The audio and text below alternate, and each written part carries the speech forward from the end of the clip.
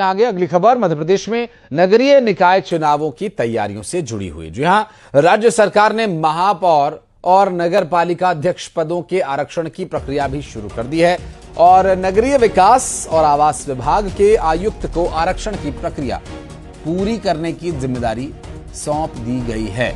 उधर राज्य निर्वाचन आयोग ने भी निकाय चुनावों की तैयारियां शुरू कर दी हैं। आयोग ने वोटर लिस्ट अपडेट करने का काम शुरू कर दिया है, यानी अब जल्द ही निकाय चुनाव की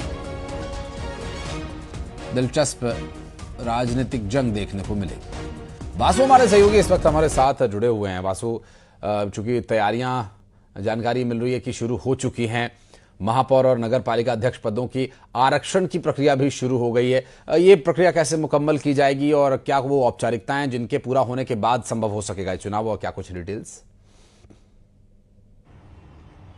बिल्कुल आशीष, देखिए नगरीय निकाय के जो चुनाव होते हैं वो बेहद महत्वपूर्ण होते हैं। शहर सरकार जो है वो इससे बनती है, पंचायतों की सरकार जो है, गांव की सरकार जो है वो इससे बनती है और तमाम जमीनी स्तर के जो कार्य होते हैं वो इन्हीं के जनप्रतिनिधियों के द्वारा संचालित किए जाते हैं। मध्य प्रदेश में अगले 8-10 महीने में ये चुनाव जो है वो हो सकते हैं और इसलिए ये तैयारियां जोर शोर से शुरू कर दी गई हैं। नगरीय निकाय विभाग के आयुक्त को जिम्मेदारी सौंपी गई है कि वो आरक्षण सुनिश्चित करें महापौर और अध्यक्ष के लिए, और इसके लिए अब तमाम जो नियम कायदे हैं और जो अभी तक जो सर्कुलेशन चल रहा है उसके आधार पर जो आरक्षण की जो रिजर्वेशन की पॉलिसी है वो बनाई जाएगी और उसके बाद जो है अलग अलग सीटों पर आरक्षण तय होगा कि कौन से शहर में, कौन से नगरीय निकाय में या कौन सी नगर निगम में किस वर्ग का अध्यक्ष चुना जाएगा। तो इसके लिए जो प्रक्रिया है वो अब समिति बनने के बाद से शुरू हो जाएगी। इसके लिए अधिकारी जो है वो घोषित कर दिए गए हैं। दूसरी तरफ महत्वपूर्ण बात यह है कि इसको जो इन चुनावों को जो कंडक्ट कराता है वो राज्य निर्वाचन आयोग कराता है, केंद्रीय निर्वाचन आयोग इलेक्शन कमीशन जो है वो नहीं कराता है। तो राज्य निर्वाचन आयोग ने भी अपनी वोटर लिस्ट का अपडेशन का काम हो या अन्य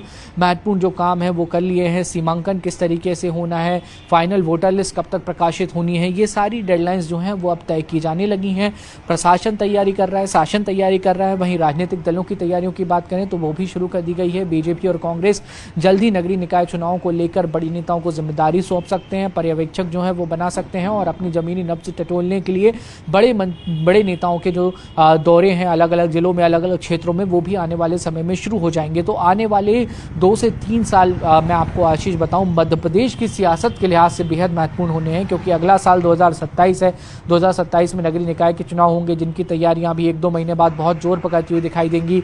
2028 की शुरुआत में सिंहस्थ होना है और फिर अंत में जाते जाते हम को सबको विधानसभा का चुनाव देखना है और जब 2029 आएगा तो फिर से एक बार लोकसभा का रण जो है वो देखने को मिलेगा। तो 3 साल मध्य प्रदेश में लगातार बड़ी हैपनिंग्स जो है वो देखने को मिलेंगी और इसलिए शासन, प्रशासन, राजनीतिक दल सभी लोग अपनी कमर कस रहे हैं। जी